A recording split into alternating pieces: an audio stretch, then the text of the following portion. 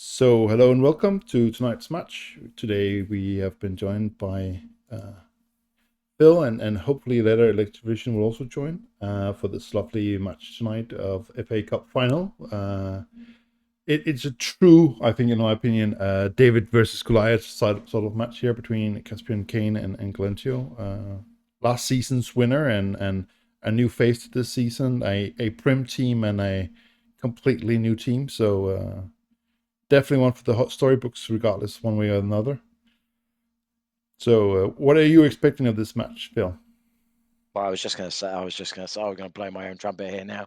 That's going to sound really bad, but the last time we had a winner outside the Prem was me, ironically, Yay! which is so someone hopefully can take that off me, and I don't have that roster, I don't have that record anymore. Um, this is this is going to go one of two ways. I think it's either going to go down to the wire over time, where I think I'm going to go the Wood Elves nick it in overtime, or this is going to be one-way traffic and the undead are just going to they're just going to melt the Wood Elves. Um, Definitely doable. We'll have a little look at the rosters in a minute. Um, but this is, as you said, definitely a David versus Goliath matchup. I fully agree. A small detail that has not been updated to the slide. So the Fent lineman is also not being able to make it to the match because he's been fired to enable Kane to get a fireball wizard inducement instead. He just needed to get those last 10k to get the 150k in team difference. Um, so he will have 10 players and a journeyman. And if it's one of those matches where the Elven armor is just magical and survives, I think he actually has a decent chance. But if that Elven armor is start to melt, I think it's going to be a super highway into touchdowns territory. Yeah, I mean they've got a mighty blow tackle piece in is it Frock the Thing or Frack the Thing in one of the blitzers, and they've obviously got the super mummy and the basic mummy. They've got mighty blow. Um, so So you're going to be just the breaking baby army mummy just is over. actually missing this game as opposed to Well, yeah, good news for for the Wood Elves. yeah. That's also going to make space a little bit easier. Yeah, I wondered why Galentio's TV was so slimline for that roster. I was going to say, goodness me. Yeah, I mean, I suppose the other thing to just be aware of is the sneaky git.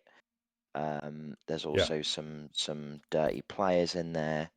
I mean, there's three of them, and then you've got the sneaky git being a fourth foul piece.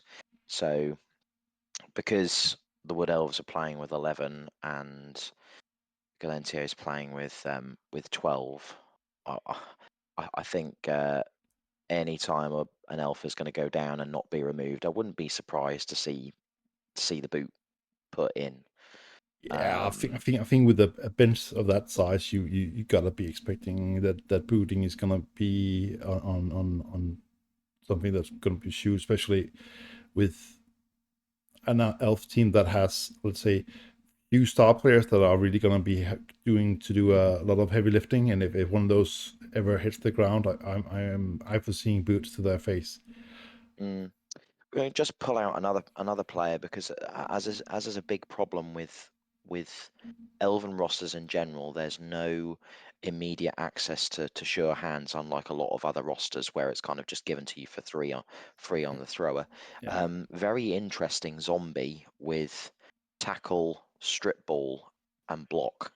And with the fact that there's no sure hands on the Elven line, that zombie just it's just going to be. I don't think it's going to come into play necessarily in terms of a block or I think Ciaphas Cain is going to be quite aware of it, but just that presence there, I think is going to be an interesting puzzle to kind of it's deal definitely gonna with. be like an extra dimension to keep mindful of because it is quite often overlooked the importance of like when you have to carry the ball on players that don't have sure hands, the added risk as soon as there's any strip ball just in the vicinity, because like even two dicing uphill with a strip ball is actually not that unlikely to happen, right?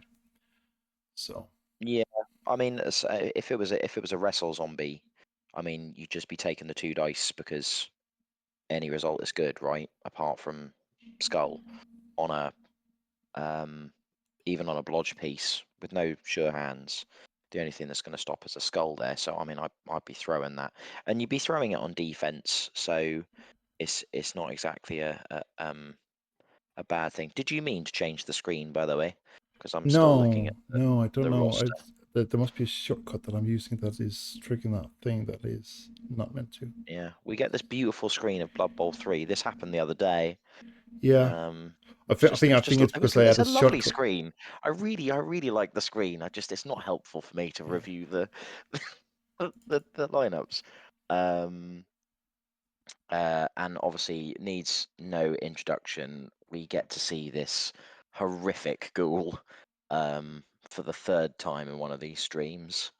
Um, the interesting thing as well, I think, is there's going to be an underlying current here. Is going to be turn 8 and turn 16 for both teams, Yeah, and the 1 turn attempt, because both teams cannot legitimately defend the 1 turn.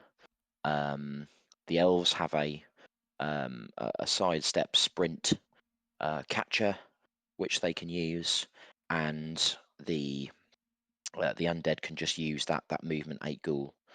With the added agility. So essentially, you have got an elf there, just without sidestep.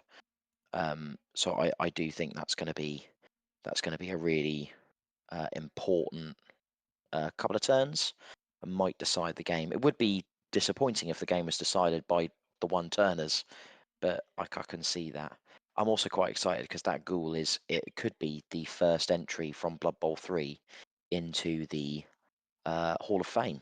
yeah. Because they can actually take an upgrade. I don't know how many star player points it is for you to take I think a he's looking for the primary. 50. What would that be for? Would that be for a secondary? I think it's for a stat upgrade. Oh my god, that would just be. Oh, imagine a strength 4, movement 8, strength 4, agility 2. To be honest, movement 8, agility 1. I That was would going to be say, horrible. I fear most that he's going to get the AG upgrade, because if he gets that AG upgrade, what are you going to do? Oh yeah, I really hope he doesn't get relegated. Yeah. Did I hear EV join us? Hello, EV. Hi there. Apologies for Hello. being a little bit. Oh no, No you're all right. worries. I think we're just kind of almost finishing our review. In the chat, have we got any score predictions? I've got a few people tuning into this one. Mathimus has put elven armor is always magical. Depends which elves you play. Armor 9 elves, like dark elves, are definitely not as good as armor 8 wood elves or elven union, in my experience. uh, sorry, I'm not laughing because it's funny. I'm laughing it's because it's Ciaphas Cain who's put 6-0 wood elves. I'd Yeah. love to see that. Yeah. That is I'm sure that's definitely Galentio going to would, be magical. but as an elf fan, I'm going to be completely not on the fence, and I'm going to be cheering the wood elves on because I am an elf. I am an elf coach.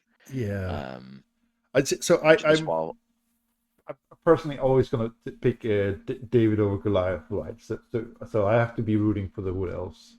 it's actually FA Cup weekend, FA Cup third round weekend in the UK at the moment, and my team, the mighty Plymouth Argyle, got their 1-0 win over Brentford. So I'm gonna back the David story as well. I'm gonna go 2-1 for the Wood Elves. Yeah, I actually watched the ending of United versus Arsenal, and United have went for on penalties. Hey, so that was nice. I don't really watch very much football, but when I do, it's always exciting. And to be honest, yeah, I'm also wanting to see the Wood Elves do well here. I think yeah,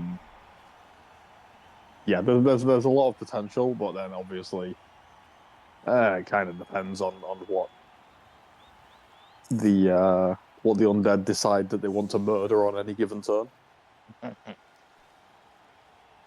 Yeah, I like the comment from chat also. Like, is that a line of 30 players? Yes, that is a line of skirmish 30 players there. That is.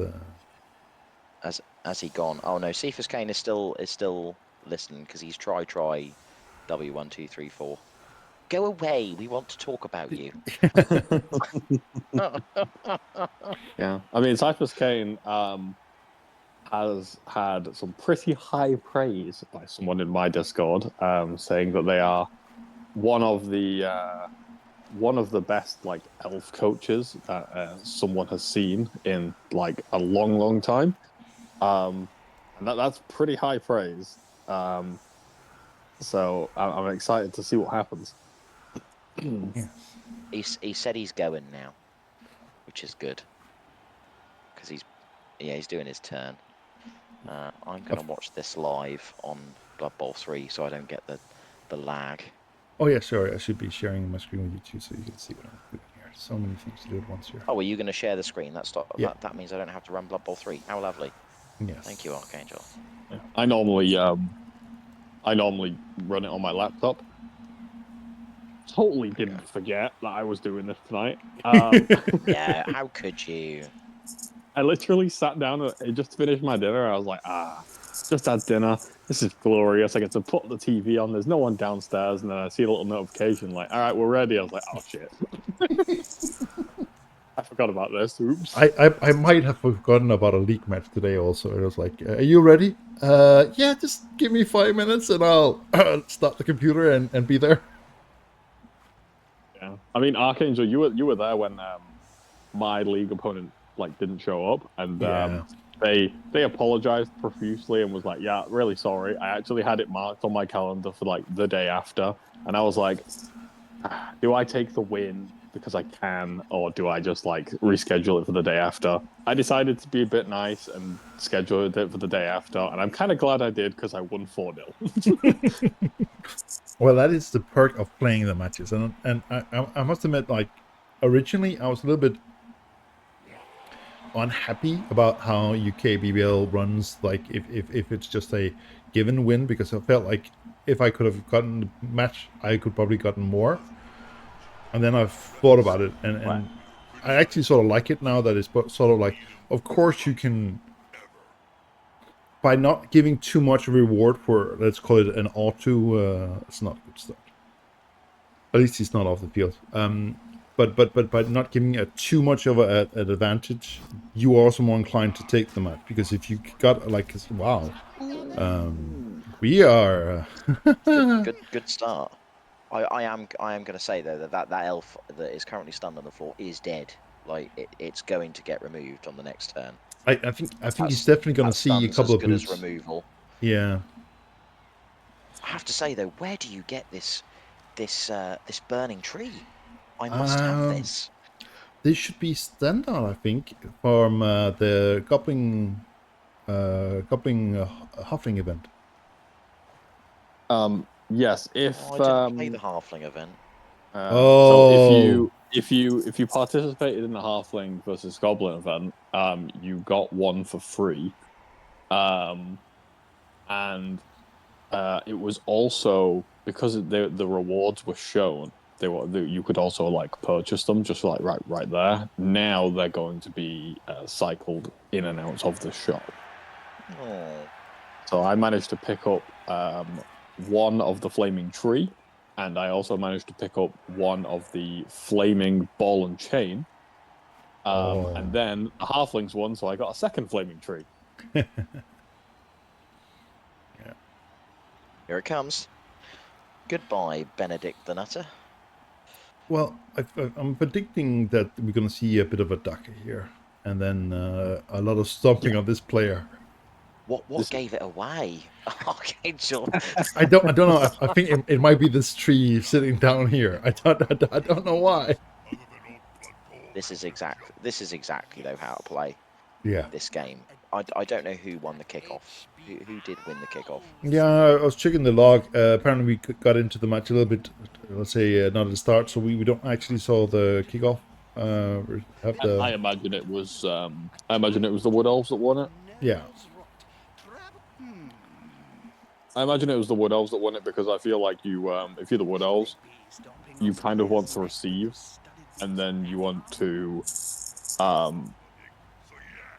do this withdrawn offense, and then basically like the second half you'll still have players, whereas Ooh, that's gonna be a removal.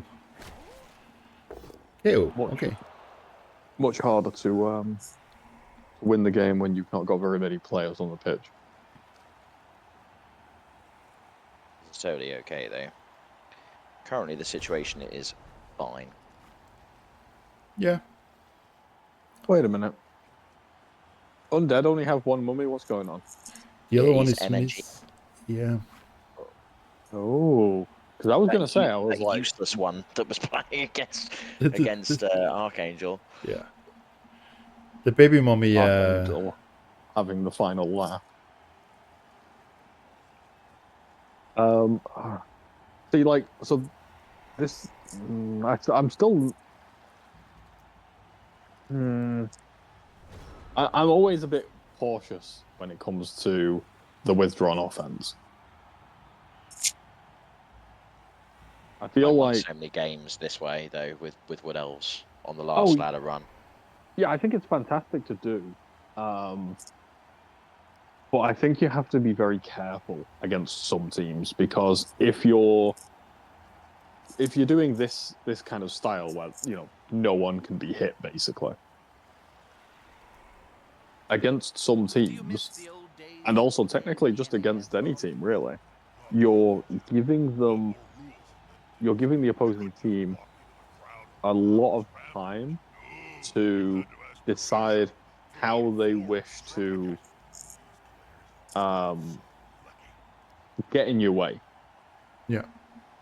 I think my general experience is so I play Dark Elves and they're slightly slower movement than the Wood Elves, so they're not as good as doing it as the Wood Elves. But it generally comes down to the movement of your opponent.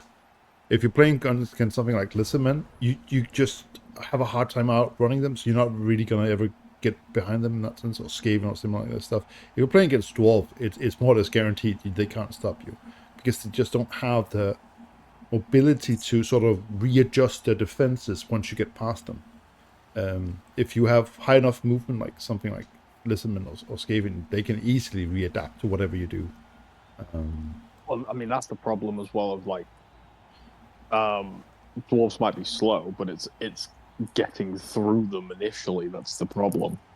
If you like, I think I played in the arena and I was playing Skaven, and I was playing against quite a good coach, and they were playing Blackhawks, and the first turn I got the ball and I like ran some players back, but not too like I ran them far enough back that the Blackhawks couldn't just hit me for free. And if they wanted to hit me, they had to do like a bunch of rushes. Yeah. But not so far back that I couldn't capitalize on any mistakes. And then on the second turn, well, as they moved forwards, they left a gap. Like they left just like a if I could get like if I could get a 1 dice, I can just open up a gap. So straight away I was like, right, well, that's it. Like if I delay this one more turn, they're going to get into full formation mode, and it's going to be really hard to get through them. So yeah. I just took the 1 dice, knocked it over, ran everything through, and was like, all right, sweet, we're golden. And then it was up to them to try and chase me back down the field, and then down to me to stall. And even though like it was a withdrawn offense, it was only like a withdrawn offense for like 1 or 2 turns. So we had a 1 on a catch, and now we had a snake on a hitting alignment. It's not the dice of the golden age here. But no, I think You know, I just actually thought, just coming in here, I wonder whether that's just a little error by Galentio on the previous turn, not bringing his players forward another square, because that movement 8 ghoul is not in scoring range, and if that ball had actually dropped to the side of that war dancer behind where it is, yeah, you mean down here behind it? you could have taken that on, perhaps, to try and get an early. Well, Early if score. you blitz this one away, right, and then going in here and out there, that ball was well within, like not easy, but it was actually on possible.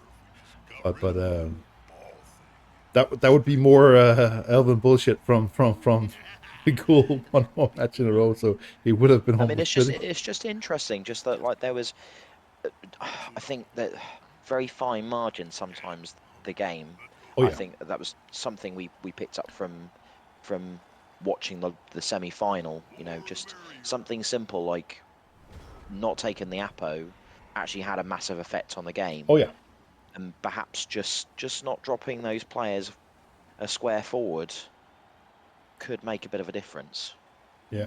Well, I think it's also down to the mummy, really. Like the main reason they didn't come forward as much is because the mummy only had movement 3, and they wanted to stay in formation with the mummy.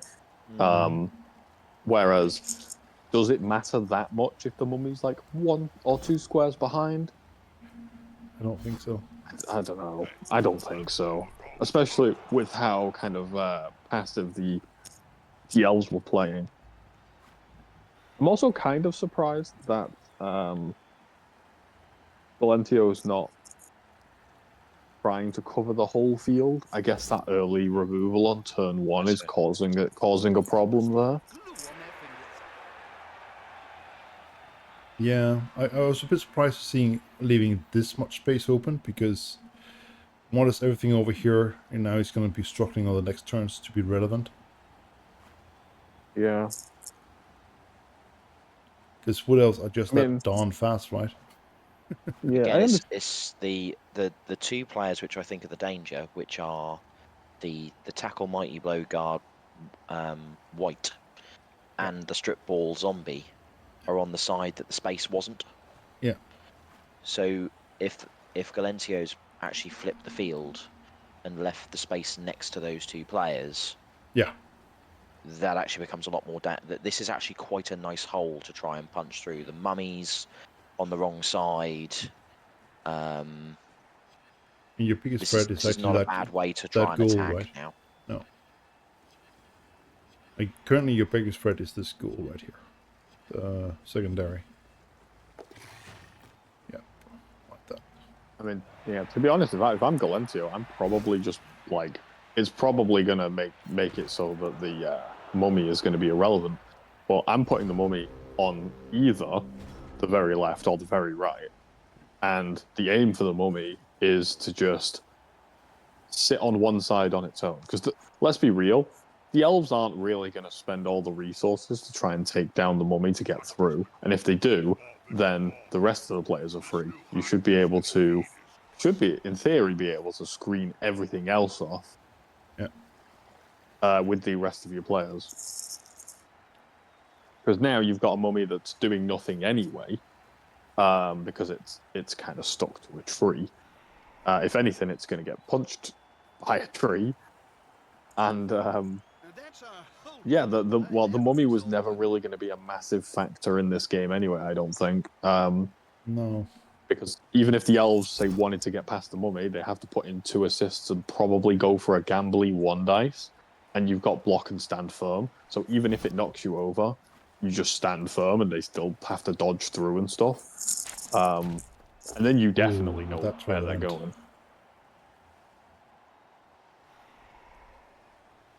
I understand why he's pausing here, because So do I.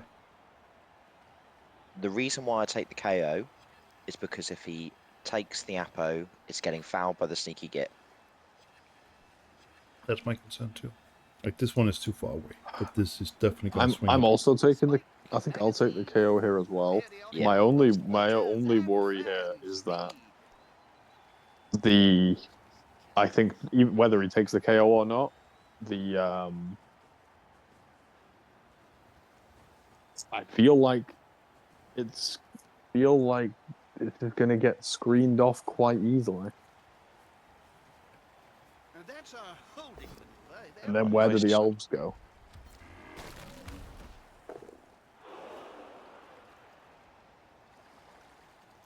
Well, They've there's still got both the a fireball. fireball, but I'm assuming that they want to save that for their defense. Well, that's useful. There's like I feel like if the elves have to just go, okay, we're not scoring on our offense, that's probably fine as long as the undead don't score. Yeah. Because they've still got the wizard, they can still do some BS. It's fine. It's a bit scarier, and Galentio will be playing around with it. But I think this is what I was talking about earlier, right? So the playing this passive approach has allowed Galentio to kind of just say, yeah, I mean, I'm just gonna kind of slowly creep towards you, and I'm gonna get my players in where I want them, where I feel comfortable, and now it's all been closed off. So it's very interesting now of what's next. The elves.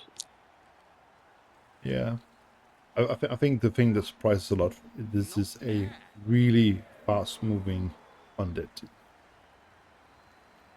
Like the four It's got ghouls a couple of and movement 8 and 8. 9. It's got all 4 ghouls. Wait, is that movement 9? Only 8. It might be soon. Only 8 for now. Who knows? Maybe we'll get lucky and Galentio will roll another agility increase, so it'll stay at movement 8. Yeah. But it will be unstoppable. Now, I'm usually not one to endorse violence, but someone in Premies should really pull themselves together and do something about that goal. We've got so many twerps coming through on Twerpabon. I'm just curious. Are you taking on this one dice? So he can get his super ghoul round, and he can block the war dancer. But are you taking it on? No. Like if it had strip ball, tackle, or anything like wrestle, something to help me, actually, I would. But without that, no. Especially also because only 2 rerolls.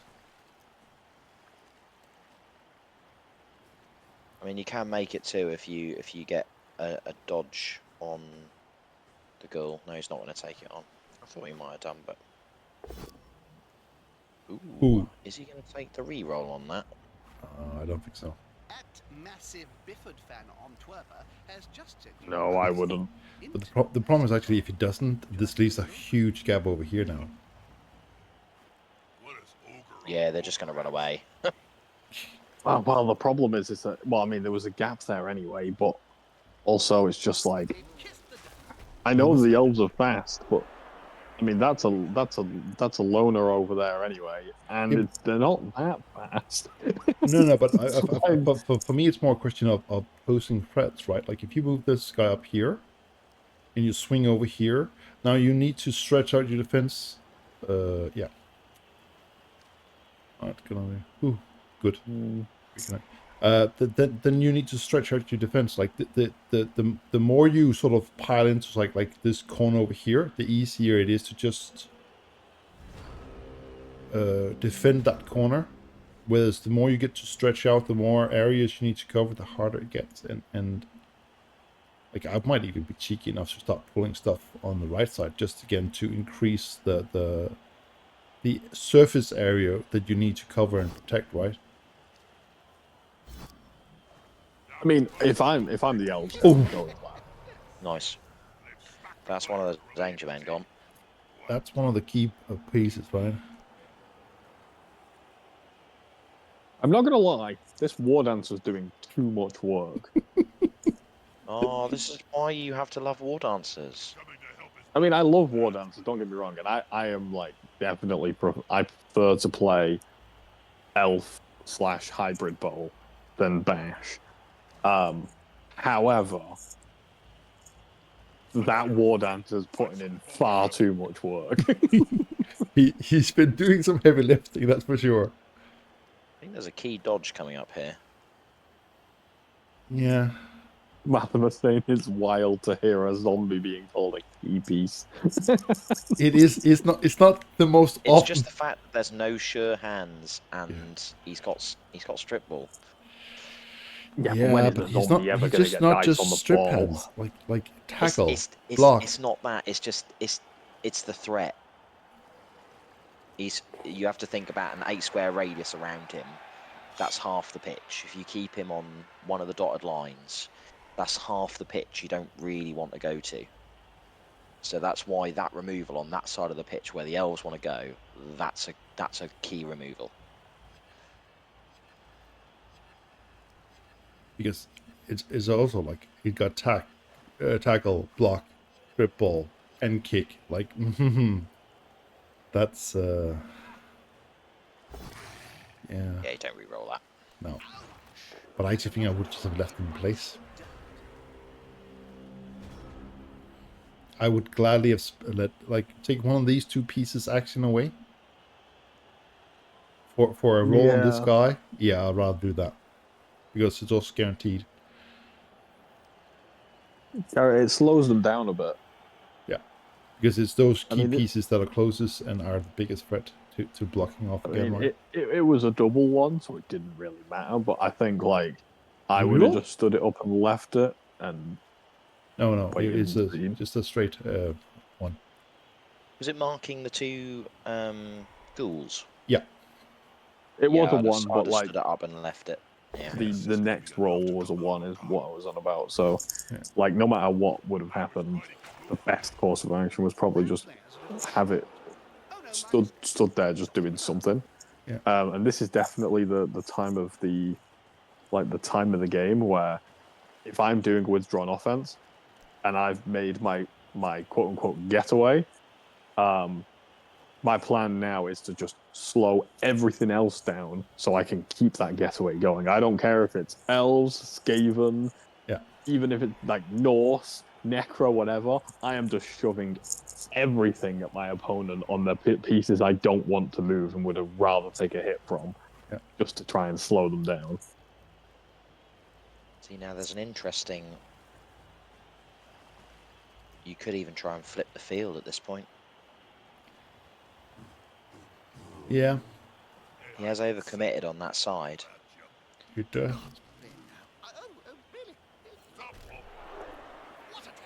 I would also say that that tree has been doing quite a bit of heavy lifting too. A lot more than I would have thought it would have done before this. Yeah. In this matchup, I mean, I feel like the tree and the mummy are basically like mostly dead weight. They're there to cancel each other out at most. Then not really much else is going to happen. It looks like Yeah, I think this is the right call. Ciaphas Cain on the way to moving across again. Yeah. Surprised he didn't go for the mighty blow there. I think it's because he's going to come in here and protect. Or he might actually just come over. I think it was just for the like somewhat guaranteed like knockdown with the tackle. Yeah, okay. Because I think very much needed the tackle there. Because if that ghoul doesn't go down, Yeah, it causes just a huge problem.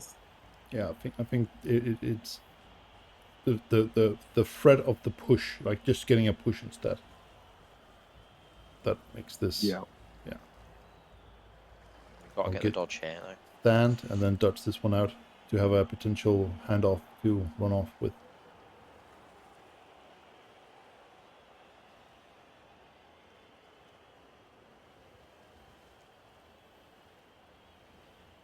You gotta love elves, man.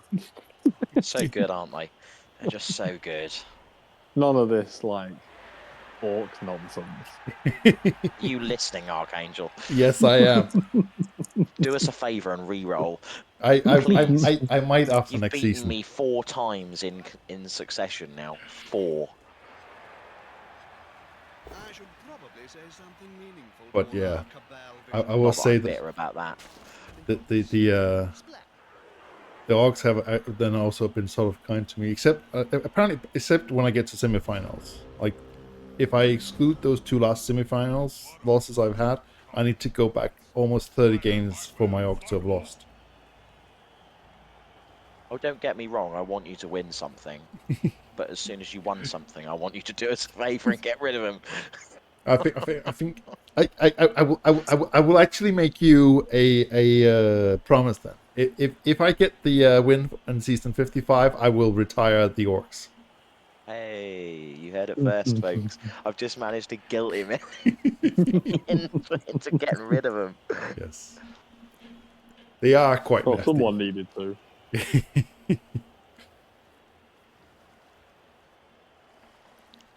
At the start of this, I had such a horrible start to the season. I was thinking after game 2, I'd lost like 2 on the bounce. I was like, you know what? I might just twist and go Nurgle and then wait 4 seasons and kill everyone. And then I've had some more reasonable games, and it's restored my faith in scaling. You've been letting down my predictions because the rest of them are going rather well, folks. Don't worry, I'm on the charge now. And I got a big 4-0 win. I saw that one. Yeah. I also got a big 5-0 win in a Skaven mirror. And against like one of the top of the division Necro teams, I managed to get myself a nice draw, which in my opinion would have probably maybe just a little bit been a win if when I was going for my 1 turn, my Rat Ogre didn't get sent off by the officious ref. Oh, that's crap. And against Necro, when they have Stand Firm and 2 sidesteps on the line, and I needed my Roger that has Juggernaut, that was a bit miserable, and I'm totally not salty about that at all. Definitely not. Can't blame you. But yeah, I managed to get a draw out of it, so I was happy. Why are we and the teams lying? developed nicely.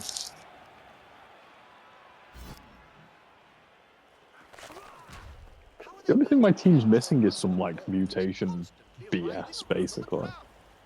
I looked at was it? I can't say his name.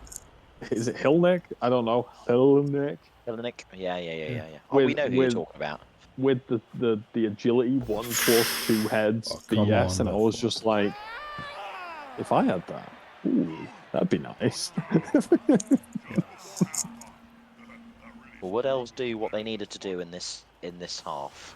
And I must say that perfect calculation of how much reroll you needed. Running out. I tell you what, I can't play with 2 rerolls. I can't play 2 reroll elves. It's just too seat your pants. I was gonna say my nerves wouldn't hold. Well, that sort of thing. I just find 2 rerolls is not enough. No. You can't play with 2 rerolls.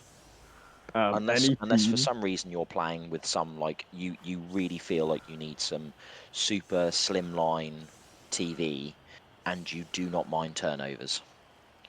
That's the only reason I can think of as to why you would do it.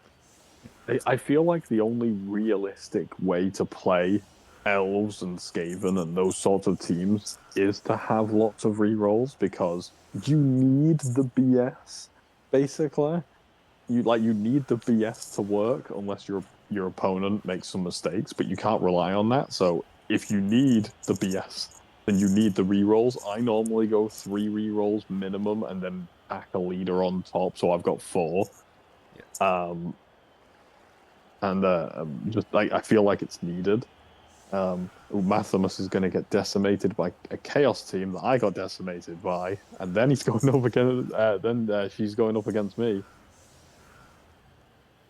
Is that La La La Proud's team, Mathimus? That must be La La La Proud's team. I think Proud plays Chaos. I think I it's recall correctly. JME stands. I think Let me have a look. something like that. It's I'm something really like sad, and I've got the tables on my bookmarks Is that because sad? this is Because my then only I'm hobby. sad. This is my only hobby, folks. I was going to say, I think half my bookmarks that I have is all Blood Bowl related, one way or another. Yeah. That and like children and families.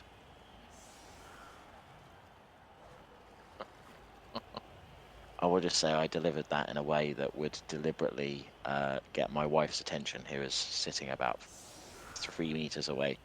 Good idea. I mean, yeah, it is JME stands, who is currently 303. Well, Jamie stands. Yeah.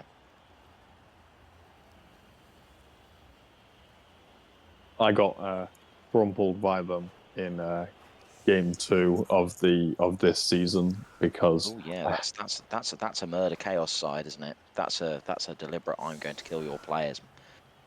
Chaos side. yeah. yeah, they play it that way as well. They grab the ball, they put it in a cage, and they choose a side, and they just go, "All right, fight me." And I'm like, I don't really want to escape. If you just have to remember, as a scaling player, the fighting style here is you over there, me here. We don't touch fighting. We do this. I'm gonna say though, folks, fair play to Jamie, who he picked up chaos. His record this season is 3 wins, 3 losses. For a new But chaos team, that his is actually pretty good. his whole record with chaos is 4, 9, and 22. So his Yeah. 3 of his 4 wins have come this season. So chaos are completely viable. You just need to give them time. Yeah. Particularly in this league, you just need to give them time. They are like a 3rd season team. Yeah. Yeah, I mean, like the thing about the like the play style that player has is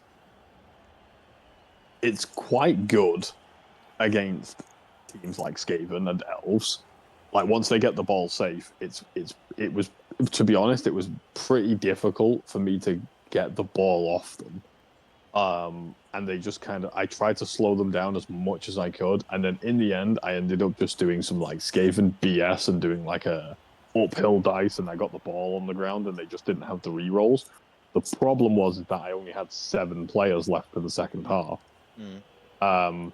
I rolled I think it was a double 1 at the wrong time, and it was just like, oh, and then they took the ball off me and scored, and I was sad. But by the end of the game, I only had like 3 players left. It was a brutal game. But yeah, like that play style is probably like a little bit more fine against like the Elven type teams. But if you kind of try to do that against the bashier teams like Orcs, Undead, you kind of just get stuck against the sideline and either surfed or punched back. I was going Yeah. to say actually, I think I actually completely think the opposite. I Yeah. think the team's been set up to. He's taken multiple claw pieces, possibly more than. I mean, I watched an Andy Davo video recently just because I was marking things and I wanted something to listen to. And he does a very nice video where he ranks his skills, and having a couple of core pieces is quite good, but because of Claw, Mighty Blow, and the fact that they don't stack anymore, it seems to me like if you're playing a lot of Armor 10 teams, so you're playing a lot of Lizard Men or Orcs or Dwarves, Claw's better than Mighty Blow because, I mean, stunned pieces are not working, so you can gain some space that way. They're not a particularly fast team, so I don't mind that. I don't mind the fact that he's gone 3 claw pieces, and he's actually got a beast man that has block, claw, frenzy, and tackle. There's no mighty blow there, but I quite like that. That's quite cool. It's a piece that does a job for a bash side, right, or against a bash side. Yeah. The I mean, rep obviously, is- I think with a bit of Mighty Blow, there would be, a little bit more murder on there. But yeah, as well as just like I'm going against high armor, I'm just going to can opener here. Like it's absolutely fine to have like a couple of claw. I think. I personally like probably wouldn't go claw first. It just seems like, I mean, it's great for armor 10, but then it's like the same as mighty blow for armor 9, except you don't get it on injury, and then it's obviously doesn't affect anything lower than that. It's very much depending on what. Is that a misclick? I've seen some Yeah, I think that was a misclick. That one is up there with the best. Yeah, that was Probably one turn. find out at the The end. knockout players seem to have awoken in time for the next dive. I think claw and versus mighty blow is a discussion that really turns on to what other teams are there in your league. Because if you are against armor value 7, mighty blow is the better choice every time. Are you a lot of dwarves, orcs, and similar, then the claw is definitely better. And if you're sort of in between, I think you sort of need to have both, and then basically put your blitzes on the right of those right bit skill of those two when you're having. So those KOs you do not like wanting to return on any of them. That's 6 fail KO rolls in a row. Well, I was going to say actually, it means that he's guaranteed to have his one turner for turn 16. So it's not all bad. Well, that depends if he comes back from KO. I but mean, then- he's not dead. That's what I'm. Yeah, That's yeah. kind of what I'm getting at. Yeah. I would say it's definitely advantage Wood Elves here. Yeah, it's also because like this is again like this is a really nice piece to have, and but I can't remember at the undead down player now one, right? They're down 1. Yeah, they're down to 10. So it's a 9 dark elf. What else? 9 They're wood just elves. haunting you. They're Yes, haunting you. exactly. They'll have nightmares. So Just live in your subconscious. yeah, I think it's mostly because I'm still worried about. Oh, this is That's not to the wood elves advantage, I would say. No, it's definitely not. I mean, as much as I would like to see the elves start absolutely going ham on the fouling, I don't see that happening. No. So I have I yeah. was Oh, going to say, question. In this scenario, are you aiming to fight the tree at all, or are you just happy to sit the mummy on it and be like, okay, mummy versus tree, you can just have that little duel yourself? to be honest, I probably would have put a zombie on it to allow me to have the tree, yeah. or to have the mummy. I'd have put that bog standard zombie on it, Oh, and the tree could have just hit it. It's going to roll a 1 eventually. And because it doesn't have grab, no. because that tree's like what, a 120 value to the wood elves. That Yeah. mummy is a 245. Yeah. I think. Does it have guard, the tree? Nope. Does it have No. any skills? Nope. Nope. Yeah, It it's says just bog one to standard. one. Yeah. I mean, I'd definitely be looking in these early turns. I'd be looking to like use the mummy to blitz the tree. So that not only do you knock the tree down, so then you can plant a zombie next to it. Ooh. Yeah. But then you can get your mummy away because it's blitzed. I like that Apo, by the way. Yeah. I mean, it's the final, right? Like, Well, it's I mean, in league, you're not doing that. As we said in the semi-final, this league, you're not doing that. It's badly hurt. It's going to come back, but because it's the final and because it's a dodge piece, that may have some utility if you're able to force the undead to score nice and quickly. Yeah. This Also, is it's kind a of what I friend. It's a thought friend. might go to overtime. It is a friendlies match, so we also have to consider it. There's no long-term effects of things here, right? That's where I'm going. That's what I'm doing. I'm going to hit it into the tree in case, so it doesn't get up again. If I had a gold crown That's for every unlucky. player I've seen lying on the field during my career, well, I could start my own team. You must protect your war dancers. Well, that's the problem now. That's like what's that? That's 2 casualties in 1 turn. And the bribe still there. And the elves are down to 7. Yeah, I was going to say you more or less have to like actually start fouling the undead. Like, I mean, wait, I don't think you can foul the undead. Like just If take the one bribe piece. goes wrong, you're just down players even more, really, aren't you? Yeah. You have to save it for a target you think you can get rid of.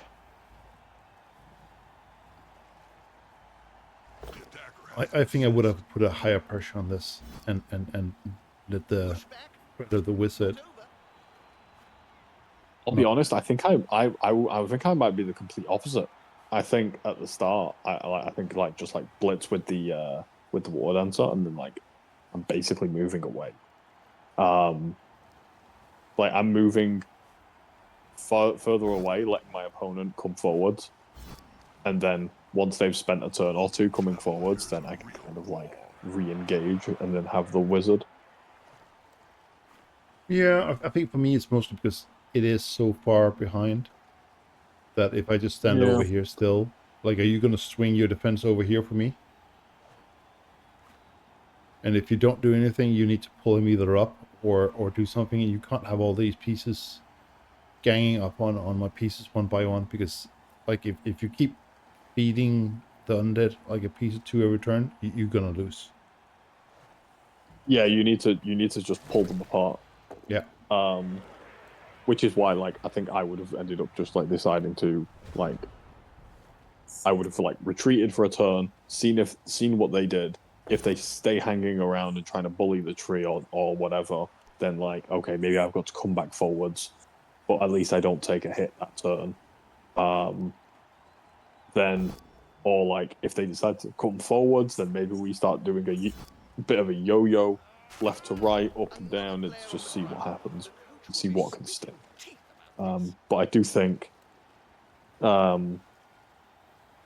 needs to be at least some threat on the school in the back. And I also agree with Max that we need more northern casters.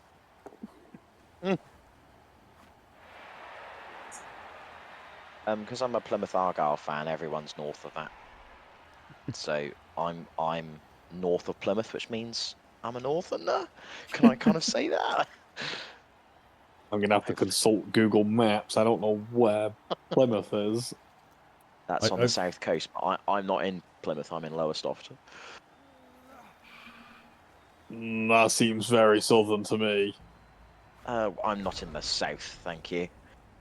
I'm on the most easternly point. There you go, folks, you've learned something.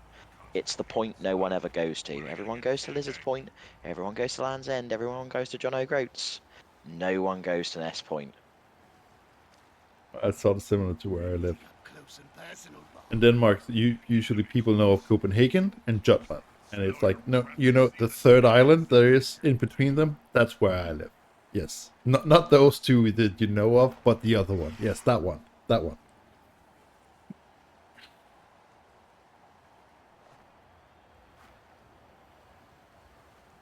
Yeah, I agreed with the press the ball. In fact, I would have pressed everybody. I'd have almost let the undead run past, and then sat up the top and not taken any damage. And as soon as he realised what I was doing, I'd have gone. He'd have probably pushed a few players. I'd have then pushed the war dancers down to then threaten the ball. That's another tactic that's worked well for me. It depends also very much like what is your plan? Are you planning to go into third overtime, or like what's your battle plan here? Like, what do you believe that you can get away with? I would have been playing for 1 turn. If I'm at this point, I'm probably playing for the 1 turn. My concern for going for a 1 turn is that is only I get to do that on a 4+. I think this is the wizard turn. I think so. How about a refreshing Where's I the don't know. reward I answer? feel like I'm very tempted to just kind of fireball those back too and see what happens. I think Galentio is probably setting it up for that. Yeah. Been a number of times where I've been tempted into using the wizard and it's gone completely wrong, and then gone, well, that's that threat gone then. So the reason why I don't like doing it this turn is I have a hard time seeing me securing the ball afterwards. Like if this Wardens had been up Like, here yeah. or something, like how do I get the ball away from here afterwards? I can see getting to the ball, but I don't want to be standing here afterwards with the ball because there's other people waiting. Yeah, I just realized I'm a little bit behind. Okay. And now that Galentio has done his foul and done his setup, I'm like, yeah, no wizard this turn. No, okay. Then at least we do agree. That's always good. Yeah. At first, I was like, oh, that's it, like if the wizard decides just to knock over both of them, that's fantastic. And then the rest of the players came in, and I was like, So if you had a higher pressure on this, I almost be tempted to go like, let's just block him. I think the problem now is you don't have enough elves. Be decisive. No, Which is like kind of- those two quick removals and failed KOs is really starting to come Cause back. problems. Yeah. We really need to get him evacuated. Because I mean, I know we always say like elves can do whatever they want, but when you've only got 7, Doesn't matter. Well, You've Match only elves got- can win the game. I saw a match You with. only need one. I watched the Ceremal's Ciaphas game. He was playing against Crystal Hunter, and he won with Wood Elves with 3 Wood Elves on the field. There. They should have seen. So it just takes 3 apparently. And Is Crystal not Hunter having the bad one that's dice on top of it, of course, helps. But same number of games in like the first week. Yeah. Is Crystal Hunter's that one? Okay. Well, not an insane number of games, but Crystal Hunter generally gets it. Like, is normally one of the first people to get into the top 100. Normally. yeah, he's really good. Get it done. Get it locked in. Yeah. That makes sense. I tend to wait until people like that have got into 100 and then I start playing. I remember, I'm not sure when it was. It was either the Goblin Halfling season or it was the season before that. And I think it might have been. That would have been It the was Necro season. Yeah, it was one of those seasons where, like, I think. No, it was the Halfling versus Goblin thing because I started off by playing in that event and, having a bit of a mess around. And then I looked, and then, like, so I messed around with that for like a full week. Then I started playing a little dabbles of ladder, dabbles of the event, and then I look at the top 100, and there's a Nurgle team that's played like 80 games in 9 days, and I'm like, oh no, that's disgusting. How do you even play 80 games in 9 days? You must have done nothing but that for 9 days and got Yeah, very little sleep. Yeah, I think you also consider there's a lot of conceits. There's a lot of They conceits. just sat there and played Blood Bowl for like 9-10 days for like 10 hours a day. What? Because I would say average games at the moment are about 90 minutes. I'm going to do some math on that. Not even that. I think average game is probably about 70 to 80 minutes. Okay, let's take the top end. And then I'll be back, folks. You've got to think, haven't you? Like, it's the start of the season. A Nurgle team has decided to hit the cap within the first 3-4 days at most. Like, you get paired up against a Nurgle team that's in your division, if you're lucky, and it's got 400k on you. You're just like, you know what? Maybe we don't play this one. I think it was the reason why they get up to those high numbers is that there's going to be a lot of conceits. So in some of the early seasons, I played dwarves, and once you get to sort of like a certain level of TV and stuff, people almost just concede like turn 1 because they don't want to play your team.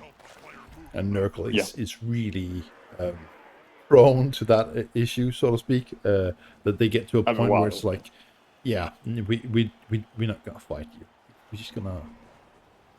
Yeah, that's when you're kind of hoping that you're playing elves and you're just like, I'm going to run away from you for like 6 turns. Yeah. And this was before they, and I think that it's really good that they did that. Introduce the mechanic of that. The more games you have, the more likely you are. I actually think they changed it now so that you can't actually match with teams if there's too much of a difference in played matches. Yeah, I think, basically, like if you've played like 30 games, you're not going to go against someone who's played 3. It just doesn't happen anymore. Which is There's still a little bit of jank with it. Like I played one game and I went against. I was playing orcs. I played one game and I was going into my game 2, and my opponent was also orcs, and they were going into their game 7, which, unfortunately for me, caused some problems because they had 3 block biggins and 3 guard blitzers, and I had no skills. Yeah. So I ended up just conceding that one and going, screw it, I'll play the next one instead. Yeah. Yeah. But I think it's interesting to see if we focus on the match that we're watching, that we sort of, I think because we're getting into turn 13, like Galentio is starting to push up the field. It's going like, okay, I can't diddly waddly down here for the rest of the. I actually need to also claim some territory. Yeah, I mean the problem is that the tree is in the way, even if it's on the floor on fire. It's in the way. Yeah. And this is looking like it could be a fireball turn. From what this is the fireball. Yeah. No. They've grouped up a little bit now. Yeah, but no. So you can hit 4 people with it. Yeah, but if this is my thinking, right? If I'm the Wood Elf player, I'm thinking, okay, if I'm lucky, I will actually have 10 players for the third half. Oh, it does go to overtime, doesn't it? Yeah. So by going to overtime, that most likely is 10 players. Well, and I would have waited to keep that threat overhanging my opponent's head, because it's something he needs to take into consider every single turn. Tense, yeah. And it didn't knock over the players it needed to. I'll tell you that much. No, because you've spurned the wizard, you now have to commit. Yeah. And you now have to put the tackle strip ball on the on the ghoul. Yeah. And the thing that also concerns me with doing it on turn 13 is that the recovery Hello. of all things you could roll. Yeah. Yeah. Now we're talking. Now if that gets to be removal. No. Funny that Mommy didn't pick that up. I'm really surprised. He could be away here. Yeah, but he must. Okay, so we go in.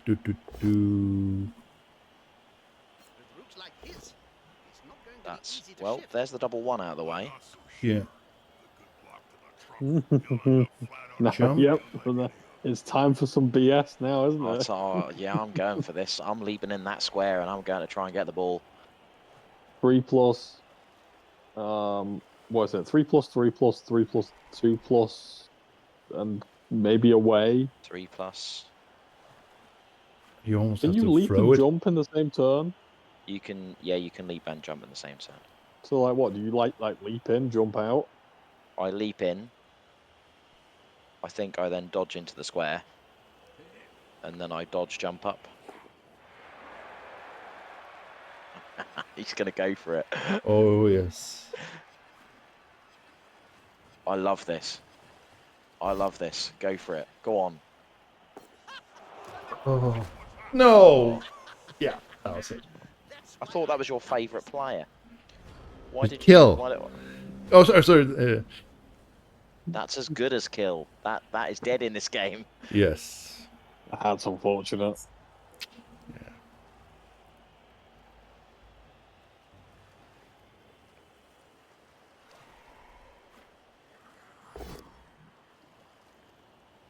Corn Knight says, no, you can't. It should be 1 leap/jump per activation.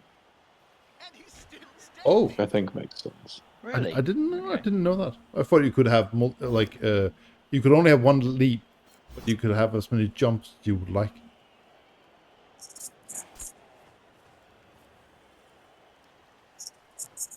Now, if Cain is going to win this, he basically needs to have a little bit of knuckle luck in stopping this. Like failing to pick up the ball or something like that. Yeah, it needs to be a 1 in 9. I definitely understand the one leap per activation, but I feel like you should be able to leap and then jump. Yeah. If it's just like, ooh, I don't ooh. have, I don't have a rule book. I do trust Corn Knight. Oh yeah. It's not that. I just feel like it should be differently. And Oh, hello. we are wow. Okay.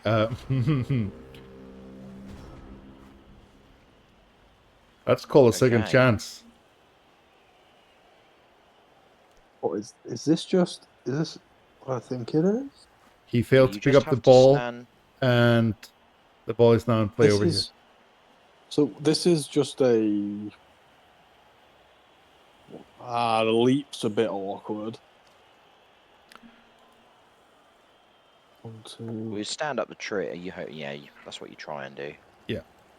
Put this to just help you cover, just in case anything goes to. Oh. Okay. I think you're just gonna dodge out, leap, dodge, pick up, dodge, see what happens. It's a 3+. Wow. It's a 3+ leap no matter what. Unless Okay. you're going Right. to the No. wrong square. I like this. I like this.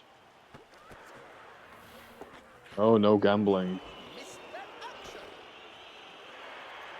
Well, that's a shame. I like that because what he's done is he's basically gone. This is probably unlikely. I'm going to get the ball back where it is. He's protected a valuable player for the 1 turn, and he's gone for it with a completely disposable asset. With no rerolls as well, I can understand. Yeah, I like that. I like that. Yeah, I would probably just mark the ball and go like, you still need to pick up the ball, and now you only have 2 turns. So jump says once per turn and leap. Wait, is it once per?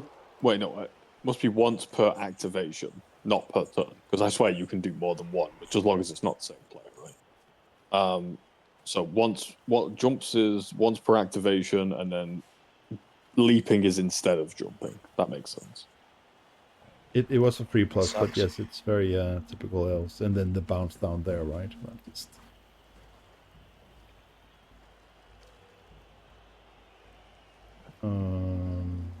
Oh, because Corn Knight's listening, and we're just watching Galentio just kind of reposition. I played my first ladder match with humans in preparation for the UKBBL TT, which again I will remind you can still sign up for on the Talk Fantasy Football page. And I learned a couple of things. One, they're not as agile as elves, obviously. Really? 2, you have to take catches. And 3, you really need skills. The UKBBL's TT is the 1st and 2nd of March. Would be lovely to see you there, Max. Did you try to play humans with no catches? Oh no! I didn't say that. I put in the UKBBL chat that I'm looking to take humans to the tournament, and I said here's what I can get, which would basically open up all options, and it was basically a build that it didn't have any catches. And I said, look, I can take Scrog Snowpelt, which quite appealed to me, but it would mean I take no catches, or I could do something like I could take Mighty Zug, or I could take Carla Von Kill, or Grombrindle. I think I've settled on what I want to do now. But yeah, but I learned a lot from doing that one match.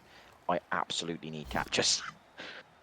I can't play without catches. catchers. They're incredible. Like, they're really fragile and they're really weak at strength too, but just having catch and dodge and movement 8 is just...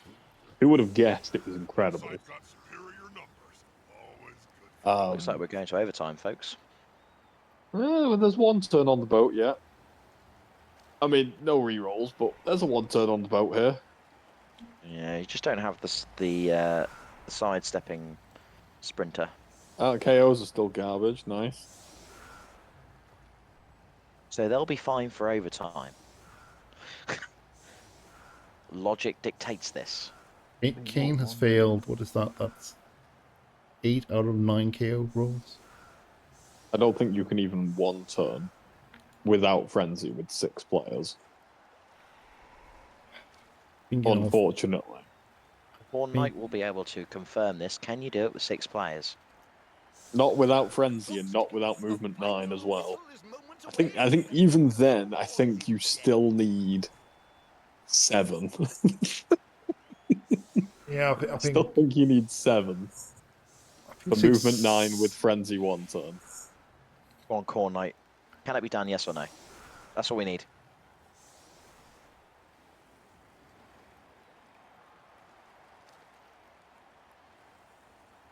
Ooh. I mean, this is all irrelevant because Ciaphas Cain has not set up for a one turn. I don't think. No, I don't think. I think he's probably gone to use his bribe.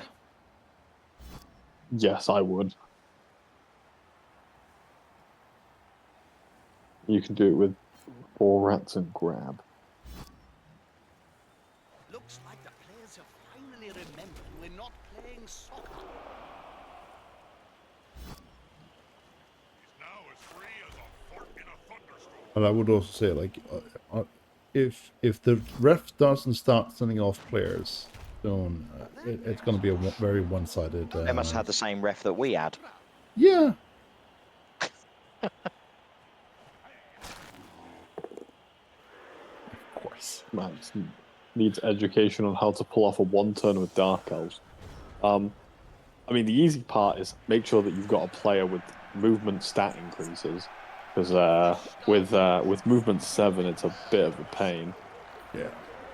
You definitely need sidestep doable, and sprint. It's definitely doable. In the first week of the ladder, I managed to do a one turn with Norse. Because they've got the movement 7 Valkyries, and I managed to do that. Hell of a lot of dice needed. And I might have messed up the start point, but I recovered it nicely. I was just letting you finish your sentence because I was going to say that we're now in overtime. Yes. The fact that the elves have received makes this competitive. Because I think if the undead would have received, I think it would have been game over. Oh, definitely. Also, the KOs have returned. They're back. So it's finally. I was going to say the biggest concern for me, if I was the Wood Elf at this point, is the lack of rerolls. Because you can easily drag out the 8 turns and make a run for the touchdown, but it becomes very risky without the rerolls. Well, so it's not like sudden death. It's not like proper NFL. No. Then, where like first touchdown scored. Yeah, I think this is where, if I'm the undead, I mean, I'll be honest with you. I'm looking at the undead, and if I was undead, I'm not gonna lie, I would be tempted to put every single player on the line of scrimmage. Yeah. Barring one player, which is the wrestle tackle ghoul. Yeah. I might keep them both. Everything else, I just slam on the line of scrimmage and be like, all right, either you're going to try and run past me and I'm going to come after you, or you're going to run away and I'm going to come after you.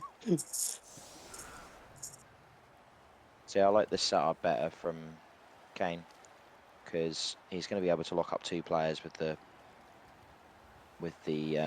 tree.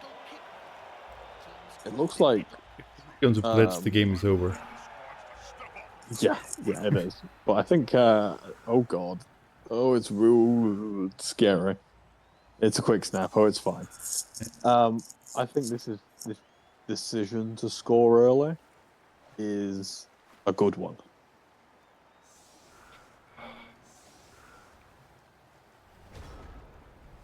Because I think the only way the Wood Elves get this, in my opinion, is if they score early. If they don't score early, they fail to pick the ball up, they fail to pass, if they fail to catch, if they fail getting up the field and all this other nonsense that they have to do, that's it. I think the Undead kind of just steamroll. Wow. That's really unfortunate. Yeah.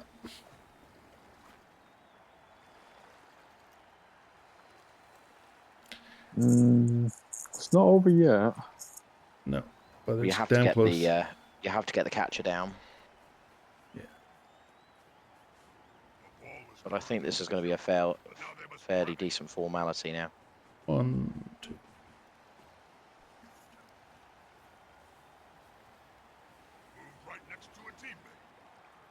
Yeah. But I must also say Galentio has had very stable dice. You heard it here first as well, folks. If Galentio does go on to win this, he's going to be playing in the Altdorf West next season because he said he's going to get relegated. Yeah, Oh no. he's definitely burning up a lot of luck here. Altdorf West. Where am I?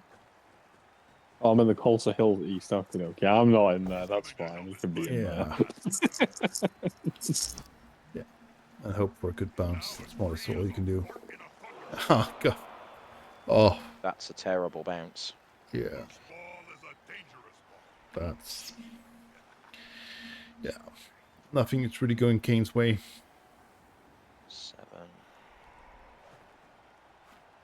You pull in the sneaky git to cover the hole, and you send the ghoul through first to pick up the ball, and then you send the sneaky git to cover the hole. Yeah. Support as much as you can. That ghoul is... A monstrosity Yes. is the word you want to use. And honestly, you should take that. Are you still fouling if you're the undead? Yeah. Or do you just go, I've got the ball, As long as you have the I've got the- bribe. I've got the players.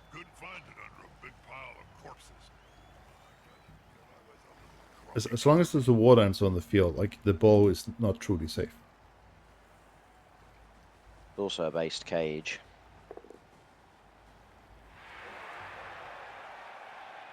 I mean, it's a 1 dice, but you do have a wrestle wood elf that was apoed earlier.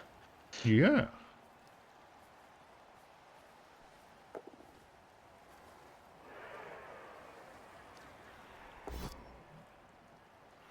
Wow, a failed roll. That's a good choice for this To re-roll that. I think that's a very, very interesting choice to re-roll there. Yeah. I am...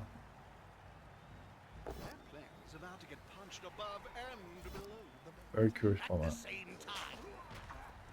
If I had a gold crown for every player I've seen lying on the field during my career, well, I could start my own team.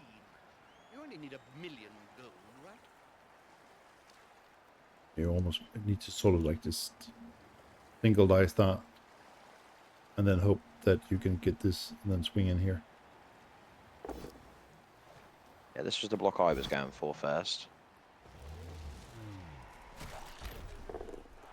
Do a 2+ That there. clears it then for a potential two dice now on the white, if you dodge the lineman out. Yeah.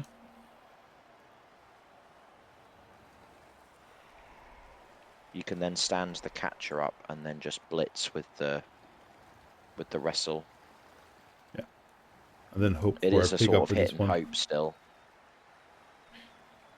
So this is the horrible thing that Nuffle does. It sort of lures in front of your face this possibility that things can go your way. Yeah. Yeah, that's not the right angle.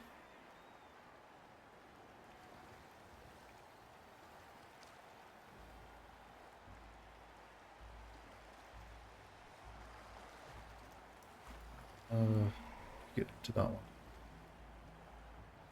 You can't really, can you?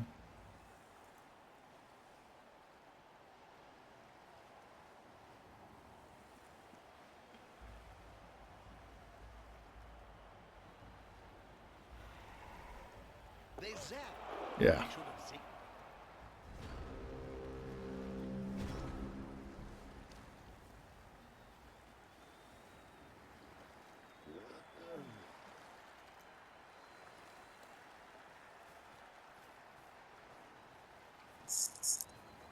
Yeah, that might be it. Choice for this play. Yeah, especially with this on top of it. I remember you saying about the ward answer. It's next to a dirty player piece now.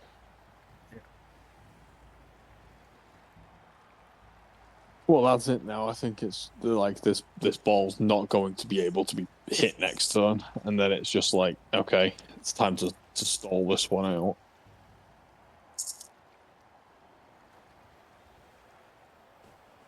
I'd say they're very, very impressed with Ciaphas Cain. His management of the first half was exceptional. It was really good. Yeah. Certainly a player we'll be seeing again. Definitely. Oh yeah, no doubt, no doubt there. That's a strike made with. Galentio seems to be playing it a little bit safe. Yeah. Can't blame him. And now take the surf. Cleaning up. Well, that's it now. How many elves are left on the field? Not very Argue the many. call, 6. Yes, Bob. But I think the referee just Your favorite rule. Yes, I love that role so much. It's amazing. But I have actually noticed, and I'm not saying that it justifies, oh Jesus, anything, but at least I noticed that if you argue the call, and even if you get a 6, your turn ends. Yeah, that's reasonable. That's a positive, I suppose. That's the only positive to that rule. It's like, at least it's not that much more broken. It's just broken. It's not that much more broken, but it's just broken.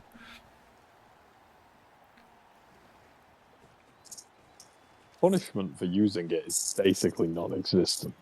Yeah, That's the shame part. Like, if you're gonna use argue the call as a weird thing like that, the downside has to be weighted. I think if you want to argue the call, you need to pick a player that is on the field, and on the 1, that player gets sent off. Do you want to argue the call? Go for it. But you risk something equally to what you gain. What, you risk getting 2 players sent off? Exactly. I think that's actually a good rule. Yeah. Because all of a sudden, it becomes like you might want to do it in some circumstances. In other circumstances, you will be like, yeah, I'm not taking that role. Oh, he's going to get intimate with the fans. I hope they're not too excited. So I'm assuming the reason why we're trying to save the Hatcher is that we are hoping.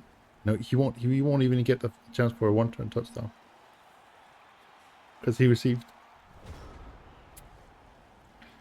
Yeah, this one's done, I think. Yeah. Also, like, as long as the Elven armor held, they were in the runnings, and as the proverbial armor started to break. It's playing 20. I mean, they played 24 turns with armor 8. You just it's gonna break eventually, and there's no. Unless you're Corn Knight. I haven't forgiven him. I mean, this weirdly, funnily enough, this was basically my plan when I was playing the arena mode.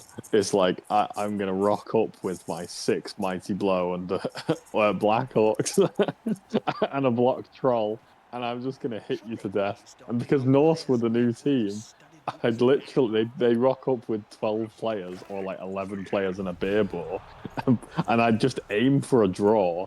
And by the time we get to overtime, they've got like 4 players left. And it's just like, well, you can't stop me now, can you?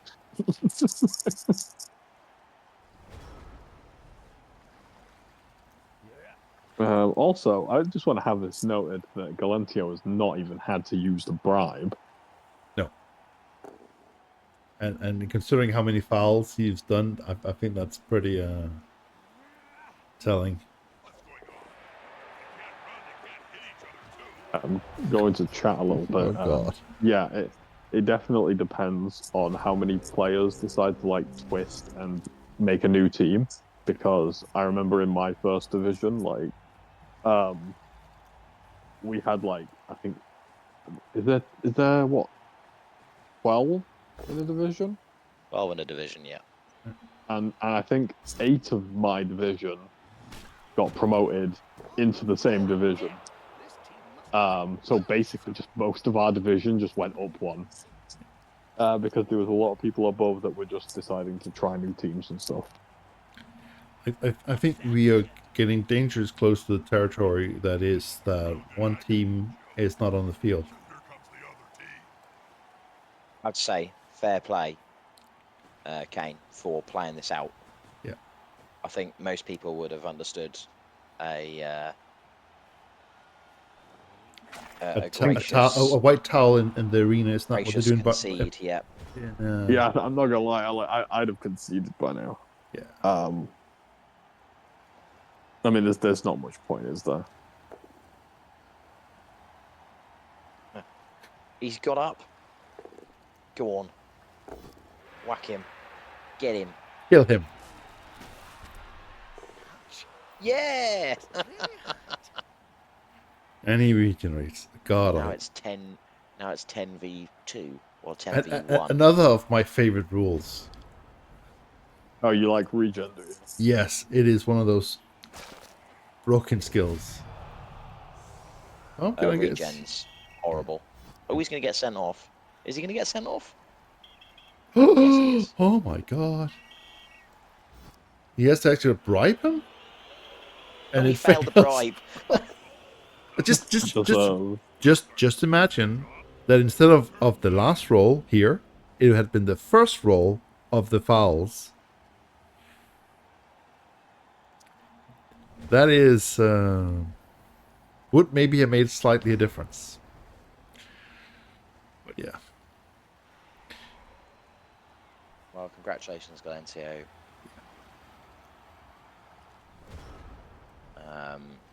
Who now holds both UKBBL titles.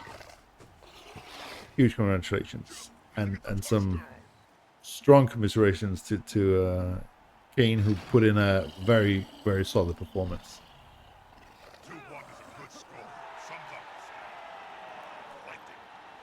Yeah, I think definitely just. I mean, it was not really predictable, but it was one of those where it was like, the Undead are going to chew the elves up eventually. Like, you kind of need a bench, like a quite a big bench when you're playing agility. You need like at least 14 players a lot of the time. So, with only I think 12, it was always going to be a bit of a struggle. But I think Cain made it a good showing at least, so that's good. I think there was definitely a lot of dice if they had gone differently. Yeah, you can come on, Cain. If it had gone, we can hear you. My brain hurts a bit. Congratulations. Thank you. Playing elves is so hard. Yes. It's so good, Galentio. You got to try it yourself. It's so good. I got to Worlds as Albion Union, you know. Well, yeah, good game, Galentio. I felt it was good. I felt at the end I just kind of gave up a bit, but I feel like I could do that snake was. I also had a scary snake on the second half, but that snake was the key point on overtime. Yeah. I know. This will be not useful to how you're feeling right now, Cain. But I have to say, well played. Your first half was excellent, and also the fact you didn't throw the towel in. You made him play all the way through to turn 24. Yeah, well done. We kind of all agree that we'll be seeing you again at some point.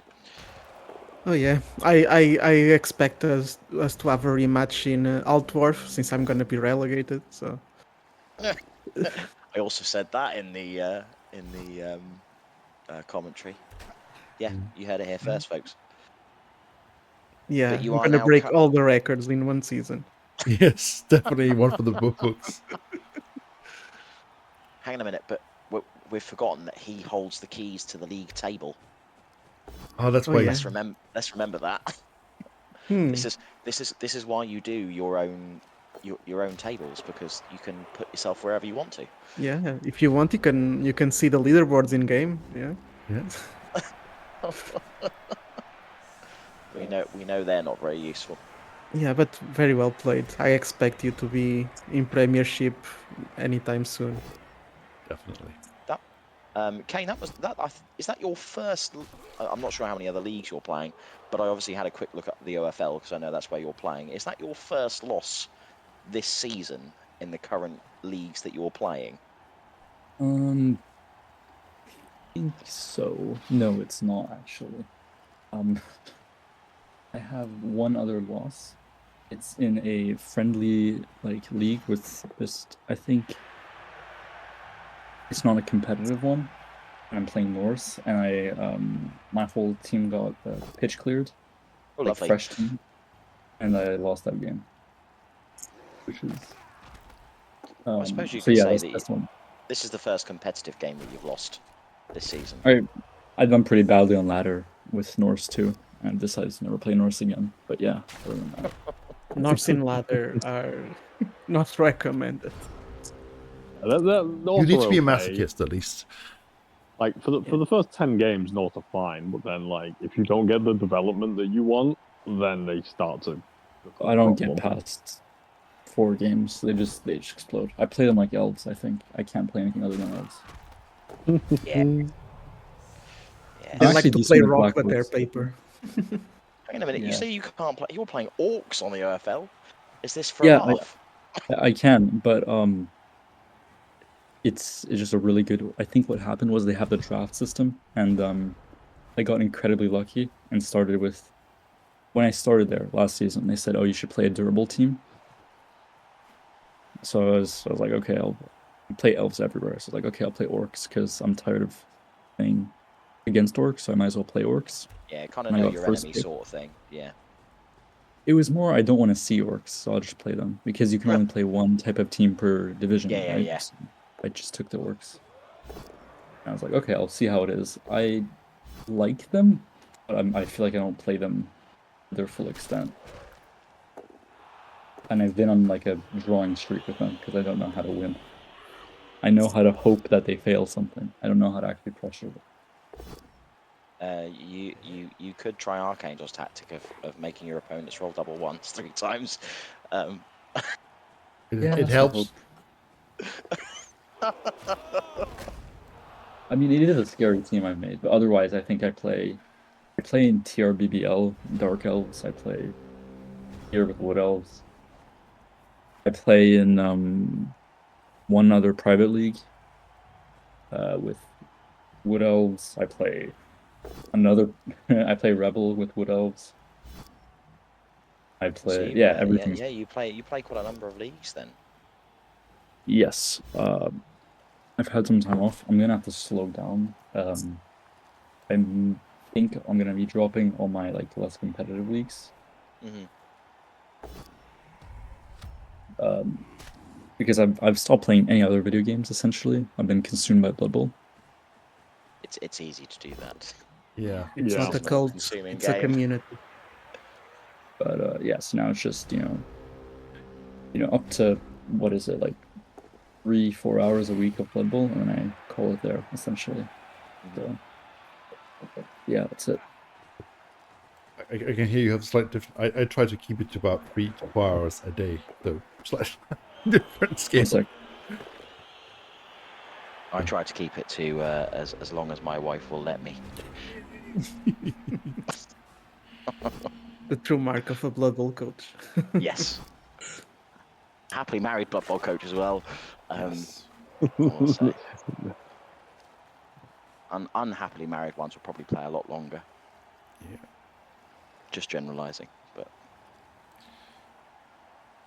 So you started playing this year, or like 2024, basically? Me? Or Yeah, you. Okay. So I'm a decent. I've had tabletop experience for a bit. I think 2 years, 3 years maybe. I got into Blood Bowl, like the video game, last year though, about a year and a half ago. Through the Nice. tabletop. well, that's Well, you know, that's a high standard for a year and a half. Mm-hmm. Yeah. That's, Definitely. Yeah, I had a lot of time last year, so I just kind of Threw yourself into that. yeah. Yeah, Now I have less time. I think that's what happens with like a lot of the good coaches. You realize that at some point in their life, they basically just decided that Blood Bowl was the only thing that would consume them for like a year, and then they get like quite good by just playing it non-stop and just learning loads. Because I know that's definitely like how I ended up getting pretty good too. Like when I first got into it with Blood Bowl 2, I got super addicted super quickly and was essentially just like watching every YouTube video I could on it and playing it like every single day non-stop for like 9 months to a year. Um, and then like it just then I had to take a break. Yeah, That was basically what happened. I I got think I'm burnt out. reaching that now. Oh, So, just Kane, oh, I was just going to ask, because I can see from your Discord, hockey fan. Are you do you play in North America, or are you Europe based? So I live in Sweden, so I play. Oh, okay. It's just I did live in Canada for a while, so I have. Ah, okay. Yeah, I was picking up because I was going to ask. I was going to ask about the World Cup. Obviously, we've got one bit obviously in North America and two in Europe, and then we've got one in New Zealand, which will be quite interesting. But I don't know how many people are kind of looking at sort of planning to go. But I've said to anybody will listen, I'd like to go if it's in Europe. Dallas is just a little bit too far away, and New Zealand certainly is. Oh yeah, for sure.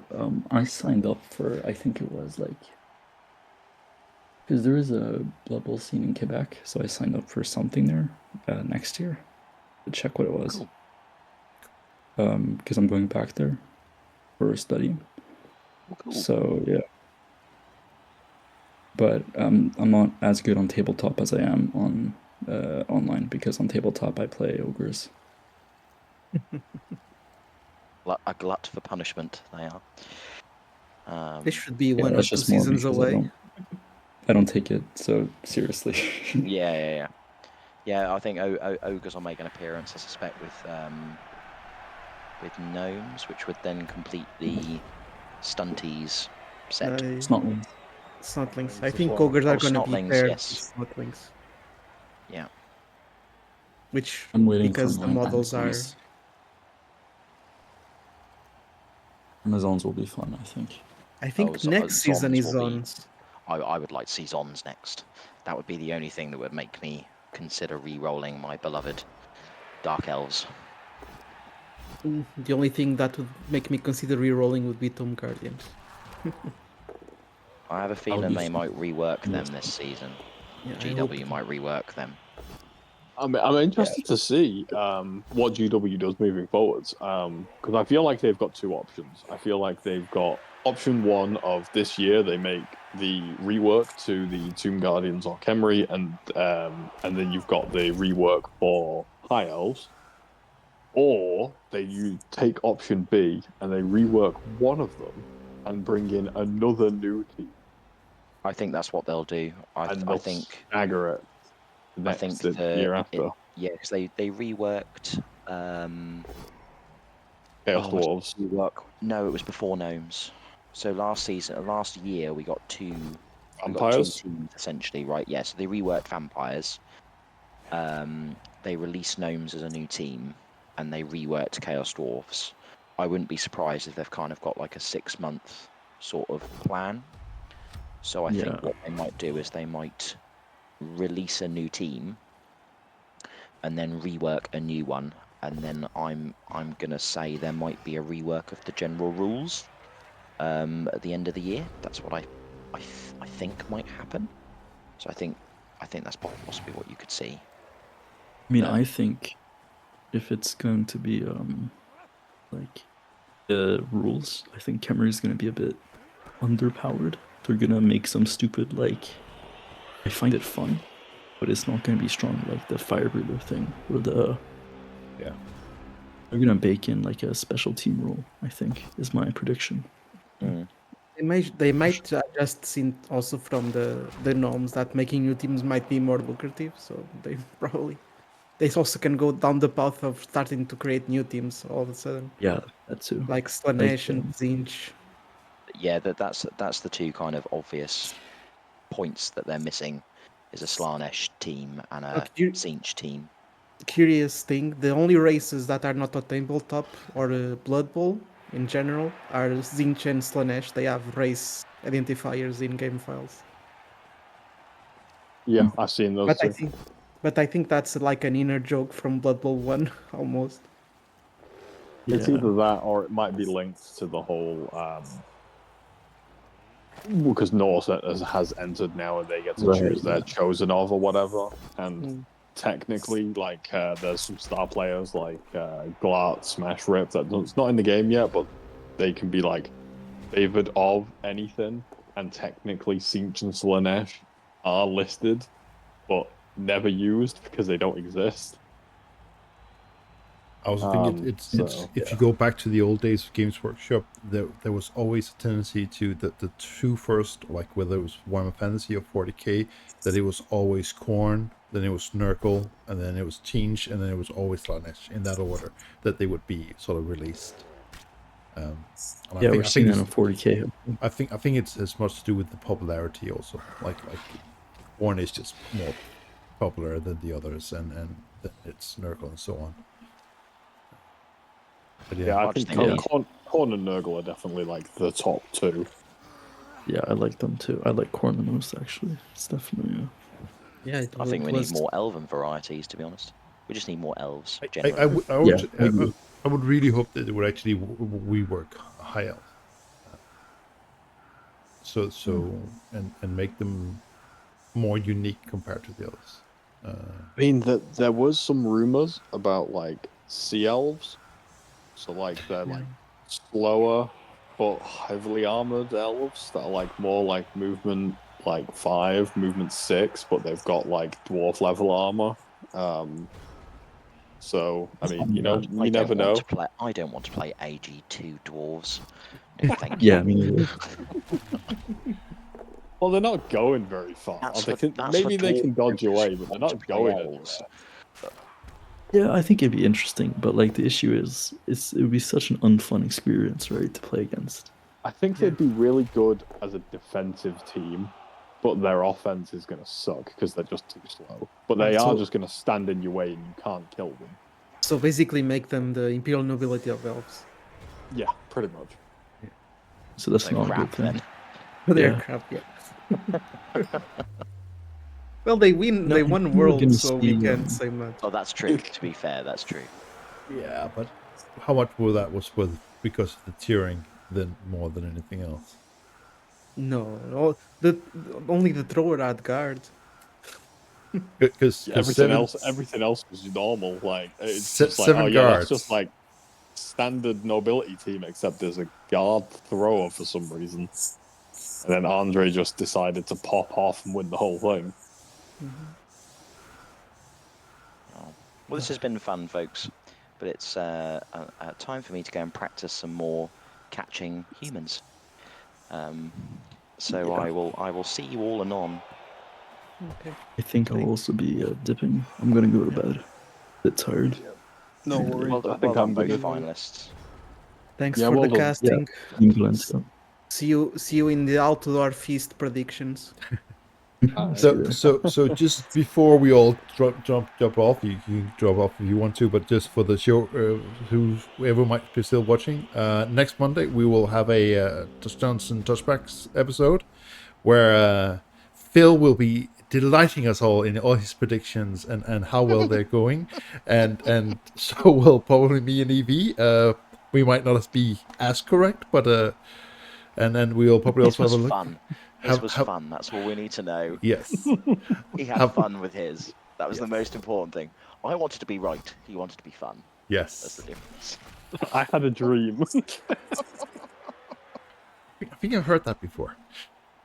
So, cool. Thank you all, and congratulations, Galentio, again, and congratulations, Cain. Thank you. And bye-bye. Bye. But